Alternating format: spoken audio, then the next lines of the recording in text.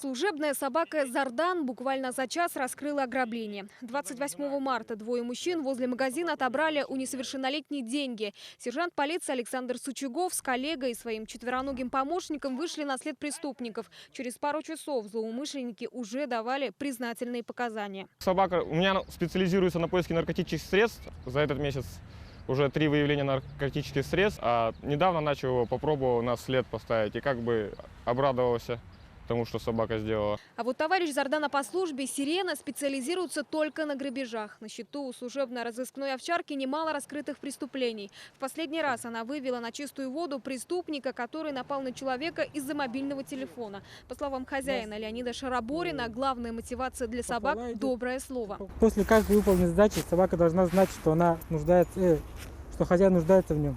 И должна знать, что она дорога хозяину. Тогда собака будет предана и будет работать, стараться, интересно у собаки будет. Кроме четвероногих комиссаров, в поимке правонарушителей помогают и камеры видеонаблюдения. К системе «Безопасный город» полицейские обращаются все чаще. В городе функционирует 109 видеокамер, расположенных в самых густонаселенных районах.